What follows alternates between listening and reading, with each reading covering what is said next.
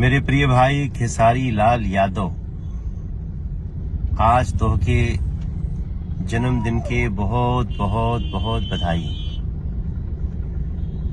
एगो अत्यंत सामान्य परिवार से निकल के अत्यंत गरीबी के भी वो स्तर जो कोई भी कहानी सुनी तो के लगी यहाँ से भी इतना बड़ा ऊंचाई गीत संगीत अभिनय के दुनिया में कोई पा सकेला। ऐसा एगो उदाहरण खेसारी लाल यादव भाई, तोहरे जन्मदिन पे बहुत बहुत बधाई मनोज भैया के तरफ से।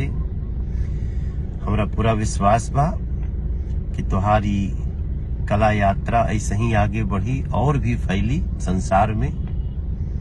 स्वस्थ रहा, मस्त रहा और भोजपुरी के श्रोता लोगन के, दर्शक लोग के ऐसे ही मनोरंजन करत रहा। भोजपुरी के खूब मान बढ़े। Many happy returns of the day हमार भाई खेसारी लाल यादव।